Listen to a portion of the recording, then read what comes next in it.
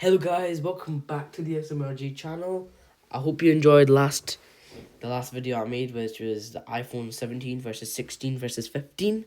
And today we're back with another video, which is the iPhone 17e versus the 16e versus a control, which is like an anomaly, but not really an anomaly, like a phone similar to it, which is an iPhone 15, which we covered previously, but I hope you remember the stats. Anyway, if you enjoy this video, please make sure to like and subscribe to the channel. It really does help me a lot.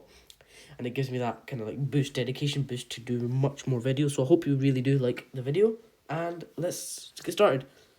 So for the colours, you've got soft pink, white, and black in the 17E. For the 16E, you just got white and black. For the 15, you got pink, yellow, green, blue, and black. Okay, let's scroll down. So the 15 and 16, you can only buy them at, available at authorised sellers. However, the 17E just came out a couple of weeks ago, and you can get that for £600. The screens are quite similar to each other.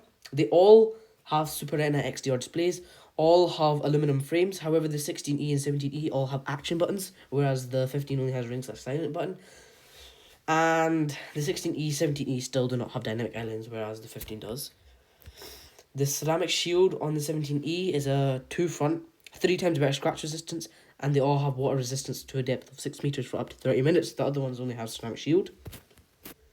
The chip. So this is where the chips kind of change a little bit.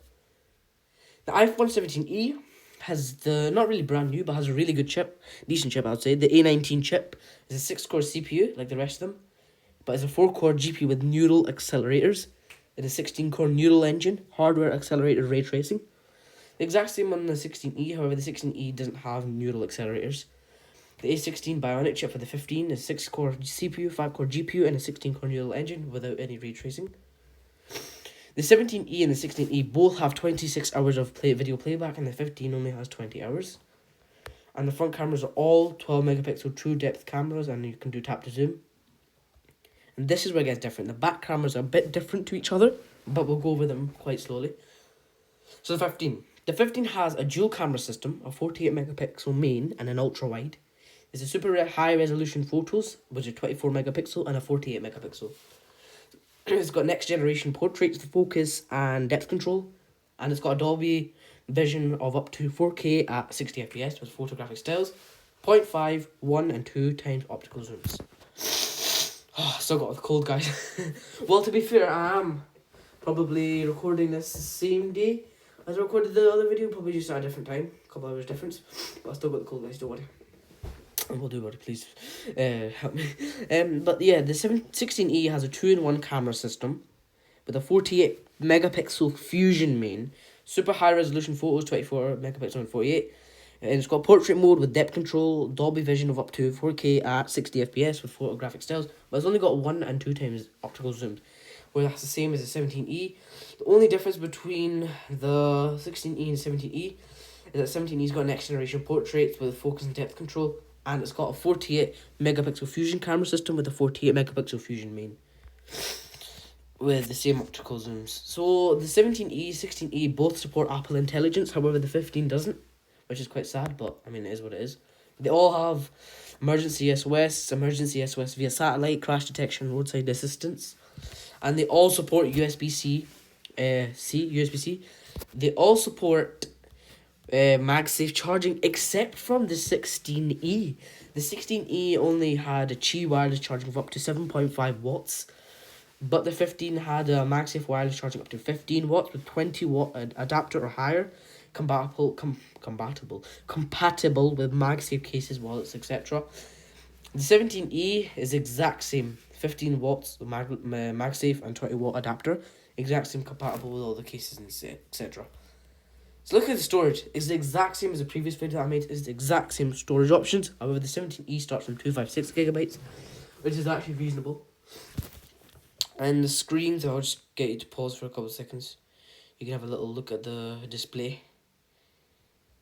There we go. But I'm going to be honest, the 15 peak outdoor is blowing the E's out the water, out the park. So let's go over the size and weight, which is my favourite part. The 15 is 5.81 inches tall with a width of 2.82 inches. It is 0.31 inches in depth. It weighs 171 grams. The height of the other phones and the width and depth are all the exact same. However, the 16E weighs 167 grams and the 17E weighs 170 grams. They're all rated to be exactly the same, IP68 water, dust and splash resistance. All these two support Apple Intelligence, and these are the chips. You can take a quick look at that. You can pause the video if you want, and the cameras are here. Take a video of that, and then the video recording. That's that. So yeah, that is everything with these phones. There again, you can just check that. The battery, check here as well. Peace of mind, pause, mobile wireless future, obviously talk with your mobile provider. Face ID, Siri, sensors, SIM card, you obviously pay for yourself. Connectors, and yeah, that is the excuse me. Yeah, so that is the iPhone 17e versus the 16e versus the iPhone 15. So, you're thinking, what phone will I recommend for you to get? Well, the phone that I recommend for you to get is actually going to be a bit of a shocker. Because I rate the E lineup a lot. I feel like it's good, but I feel like there's still, to be honest, the price is still too high for a phone with a notch and a single camera. I think we've evolved from that drastically over the past couple of years. So I think a more reasonable price instead of $599 is £600. I personally think $499 is more reasonable. And I would if you're gonna make it $599, give it one camera, but make sure it has a dynamic island, because that is one of the key aspects, one of the key features to distinguish an iPhone nowadays. And make sure it has like everything like else, like for example, make sure it has the next time like a camera control button. Make sure it has like a more optical zoom, and yeah, maybe that's it. Like, give it that. Give it that premium feel. Give it that luxury to give it like a good. Okay, it's a budget phone, but give it a little bit of love, But if I had to pick, I'm not too sure, because none of these phones say to me, "Oof, this is a really good phone." But they're not bad phones. Like, I wouldn't mind living with an iPhone 15, to be honest. Like, I know people with it and they actually like it, and I don't mind it. It's actually quite a decent phone. It's got a dynamic island. It's got like a really less bezels than the others too, but still quite big visible bezels, but nothing to worry about. It's got double camera, both 48 megapixel. However, the only thing, I know this isn't too big for most people, but the 15 does not support Apple Intelligence, which a lot of people do get involved with.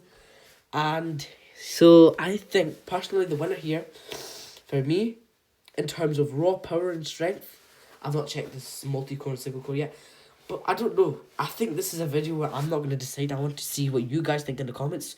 So whatever phone you want, or whatever phone you think is the best one, please comment it down below in the comments, and I will try to reply to you. And yeah, I'll just give my opinions on. I'll ask you why you picked it, so give me reasons as well. But today, I'm not going to pick anything. I want you guys to tell me. Thank you for watching. Make sure you like and subscribe to the video, and I hope you enjoyed it. Peace.